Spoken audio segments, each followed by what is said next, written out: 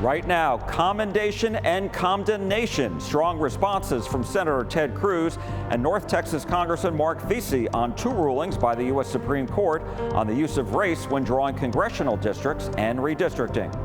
Security concerns after the third assassination attempt on President Trump. We'll speak with North Texas Congressman Pat Fallon. He served on a congressional task force that looked into the first two attempts on the president's life, and he tells us what he wants to know about this latest incident. Good morning, I'm Jack Fink. Get your fix for Texas politics. Eye on Politics on CBS News Texas starts now.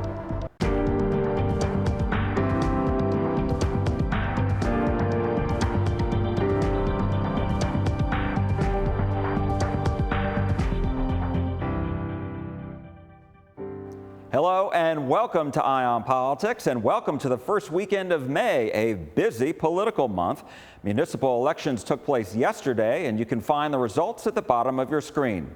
We're going to begin this morning with two big stories. One of them, the U.S. Supreme Court's 6-3 ruling in Louisiana versus Calais that further restricts the use of race when it comes to drawing congressional, state legislative, and local districts. In a separate order and another 6-3 decision, the Supreme Court finalized the controversial 2025 congressional maps here in Texas for this year's midterm election in November. Democrats have condemned both rulings, while Republicans have commended them. The other big story involves the third assassination attempt on President Trump. On Thursday, the U.S. Justice Department released the clearest video yet of the accused shooter running through the security checkpoint armed with what appears to be a rifle at the White House Correspondents Dinner at the Washington Hilton Hotel.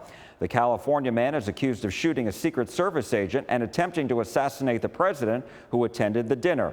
He is in custody and has not filed a plea. We spoke with Senator Ted Cruz about both stories, and we began with the Supreme Court's rulings, which he praised. Well, today's decision from the Supreme Court, I think, vindicates the 14th Amendment, the Equal Protection Clause. It also vindicates the 15th Amendment, the right to vote. And the principle that the court decided the case upon today is that government should not be discriminating based on race. That is a principle we fought a civil war over, and it is a principle that is a foundational principle of equality. I think the Supreme Court's right. This business of divvying voters up by race is a sordid business, and it is a business that is directly contrary to the protections of the Constitution that prevent government from being in the race business. What do you say to some African Americans and Latinos who are expressing concerns that they may not receive fair representation in the future? Well, look, the people expressing concerns are Democrats, because Democrats have made it their business to be engaged in racial discrimination, and they advocate racial discrimination. They advocate quotas. I understand that partisan Democrats are unhappy because one of the ways they get Democrats elected is by discriminating based on race. I would suggest a better way to get elected is to campaign on issues the voters actually care about. The Supreme Court also this week finalized the 2025 Texas maps for use in the 2026 midterms. But as I understand it, the case is going to go back to the district court and will still be heard have a trial, likely sometime next year. What impact do you think today's Louisiana ruling by the Supreme Court will have on this Texas case going forward? So I don't know that it will have a significant impact on the Texas case. That will be litigated. The Louisiana case is more likely to have an impact in other states that may be contemplating redistricting. And they may make the decision to move away from racially gerrymandered seats that had been put in place previously. I think that's a good thing, to move away from districts that are drawn based on race. The Supreme Court is right that the Constitution protects all of us regardless of race. And moving towards a colorblind society is a good thing. I want to ask you about the third assassination attempt on President Trump. I know the president has praised the Secret Service for protecting him and everybody in that room, in the ballroom at the hotel the other night. But I also read that reporters who attended said they didn't have to go through metal detectors. They didn't have their tickets checked against a master list. They didn't have their IDs checked. And so when you hear that, what goes through your mind? Well, listen, I am grateful the Secret Service stopped this attempted assassin. This is the third attempted assassination of Donald Trump in the last 2 years, and it is horrific. I think the questions you're raising are reasonable questions. Anytime you have an event, it is reasonable to ask, how could it have been better secured? If you look back to the assassination attempt in Butler, Pennsylvania, where the shooter was on top of a roof with a sniper rifle and shot President Trump, hit him in the ear, there were clear and massive security failures there. That was completely unacceptable. In this case, the questions you're asking, I think a lot of people are asking, what could be done to make that more secure? And I will say also, Jack, the rhetoric from Democrats demonizing President Trump, calling for violence. Just this week, Hakeem Jeffries, the lead Democrat in the House, did a press conference calling for maximum warfare against Trump every day, all the time. That is reckless and dangerous. And we saw a deranged leftist on Saturday hear that message. He wrote a manifesto that made clear he was an angry leftist, and his objective was to murder President Trump, to murder Vice President Vance, and to murder as many members of the Trump cabinet as possible. For the Democrats that keep using this extreme rhetoric, they need to stop. President Trump says he wants the ballroom to be completed at the White House. A federal judge stopped that, saying it needs congressional approval, that the president didn't have the authority. A, do you agree with that? And B, where are you on this Senate Republican bill that's been proposed to provide $400 million of taxpayer money for that project? Well, the good news is that that federal judge's decision was stayed on appeal, so it is not in effect. If you actually read that district judge's opinion, it was on its face ludicrous. So that federal judge concluded, said the administration has given no national security reason why there should be a secure ballroom that has bulletproof glass, that has a roof that is protected against drone attacks, that is secure and heavily armored. Well, this weekend provided compelling reason. I will say also, no, there's no need to have taxpayer money for the ballroom, because the president has raised the money to build the ballroom from private contribution. Democratic Congressman Marc Veasey of Fort Worth denounced the assassination attempt against the president and blasted the Supreme Court's rulings.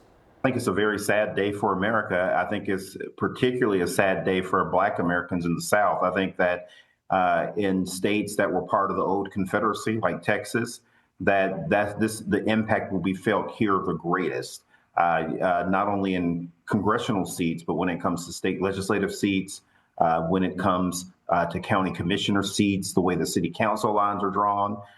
Now that the Republicans have been basically given carte blanche to redraw seats with Black population and Black communities, more importantly, any way that they feel, then you're essentially back to a pre-1960 Voting Rights Act posture. One of the things that you're going to hear is that, the country has gotten better, and you're going to hear some sentiment like that from the court in interviews that they give. But the fact of the matter is that they're not being honest when they say that. So what is your biggest fear? What I think that you're going to see is before, when there were rules, they had to make sure that they followed Section 5 of the Voting Rights Act. They had to make sure they followed rules with Section 2. And now that 5 and 2 are both effectively gone, what you're going to see is just, anything goes. And we know this bunch down in the state legislature, they're not shy. They're going to try to push the envelope as far as they can. And about time that you can even prove discrimination, it's going to be too late. Another ruling this week by the Supreme Court made final the Texas 2025 maps for the midterm elections this year. And as I understand it, the case is still going to go back to the district court for a trial, likely next year. And so I'm wondering, how concerned are you that the ruling in the Louisiana case is going to impact the case for Texas? I think the cake is made when it comes to politics in the state. I think that that this is going to set back Black and Latino voters probably for decades to come. Let me ask you about the shooting at the White House Correspondents Dinner. Yeah. I did read multiple reports from reporters who were attending who said they thought security was lax. They did not have their tickets checked against a master list. They didn't have their IDs checked. They didn't go through metal detectors. So when you hear that, what goes through your mind? Yeah, if people didn't go through metal detectors, I think that's crazy. I mean, I'll give the Secret Service and the security details credit on stopping him from trying to run through the metal detectors the way that he did, and for them acting as quickly as they did. They certainly deserve applause for that. But if people weren't having their IDs checked, if people weren't going through metal detectors and they were able to walk into that room with the president, cabinet members, senators, House members, and other guests, yeah, then that is absolutely not good. And there needs to be an investigation into that. Why does this keep happening? These assassination attempts on the president? That is a good question. I think that if you look at what's happening right now in our country with social media, if you look at what's happening in our country when it comes to how we dialogue with each other about politics, I think that it's just getting worse and worse. All of us need to figure out a way how to do better. On the left, there should never be any rhetoric like, why isn't anybody doing anything about it? That was something that I repeatedly heard, and I never used that phrasing myself, but that should be phrasing that should never be used. The way how you do something about it is that you win the next midterm. That's how you do something about it. When it comes to the president making statements about the death of Rob Reiner, and when Mueller passed, you can't be the leader of the United States and make comments like that and not think that behavior doesn't breed behavior. Coming up next, we'll speak with a North Texas congressman who was on a task force for the first two assassination attempts on the president, what he wants to know about this incident. Plus, a big reversal by Camp Mystic, whose owners hope to reopen this summer after last year's deadly floods. Why they suddenly changed their minds when Eye on Politics on CBS News Texas returns. Welcome back to Eye on Politics. A reminder that results from yesterday's municipal elections are scrolling at the bottom of your screen. A North Texas congressman who was on a task force investigating the first two assassination attempts on President Trump says questions about security at the White House Correspondents Dinner need to be answered. We spoke with Republican Congressman Pat Fallon of the 4th Congressional District here in North Texas about the latest incident and what he specifically wants to find out from the Secret Service. I think it's a really good argument to be made for a ballroom attached to the White House. And let me explain. Even as a member of Congress, when I'm invited over to the White House, there's several tranches of security that I need to go through. Not only do they need to see my ID, but I go through a magnetometer more than once because they can control that whole setting. When you're having an event at a hotel, the Secret Service doesn't own that setting until just maybe the day prior, and there's just certain things that can slip through the cracks. And we, unfortunately, in this charged political environment, I don't think that's a risk worth taking any longer. I heard, and I don't know if it's true, that this particular dinner was not set at the highest threat level. Should every event that the president attends be at the highest threat level? I would think that makes complete and utter sense. One of the things that I'd like to see, something very simple, is, when you go through the TSA line, you got to go through all the tranches, left, right, like a serpentine.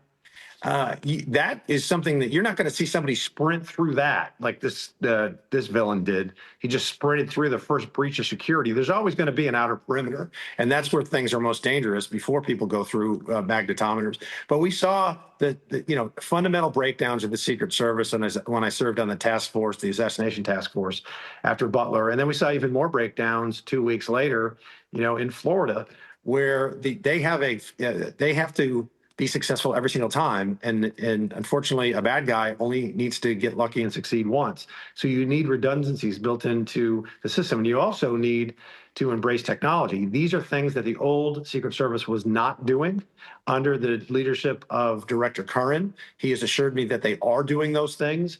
And they, like, for instance, Jack, real quick, there was a fundamental flaw in so much as at Butler, nobody knew exactly which Secret Service agent was in charge. Was it the special agent in charge of the president's detail, or was it the special agent in charge of the field office, which would have been Pittsburgh? They couldn't answer that question because it was just fundamentally flawed doctrine that the Secret Service had.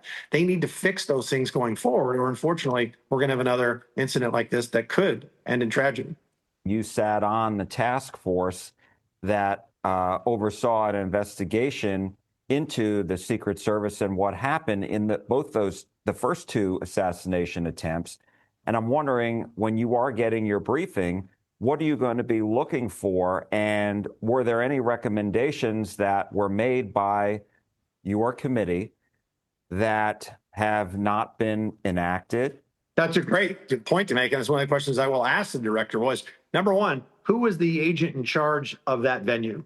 So who signed off on the site and security plans? Because that's where the buck's got to stop with somebody. There's got to be accountability set. And as I said, the outer perimeter is always going to be the most dangerous. So what was the outer perimeter? And were these guests going through magnetometers? The people make claims, I didn't even have to go through a magnetometer. That could be true, but it might not be. So it's one of the things I'm going to ask the director is, were there magnetometers? Did everybody go through them? And did they go through, like at the White House, more than one? Or was it just one? These are questions that absolutely need to be answered. The president said he wants to have this White House Correspondents Dinner again in the next 30 days or et cetera. And I'm wondering, what do you want to see this time around?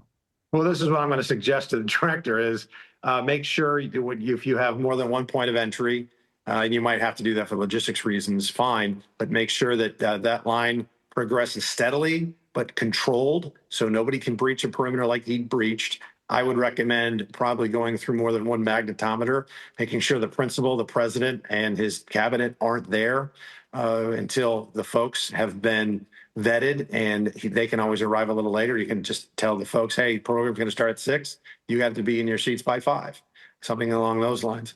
And that's just going to make the president safer.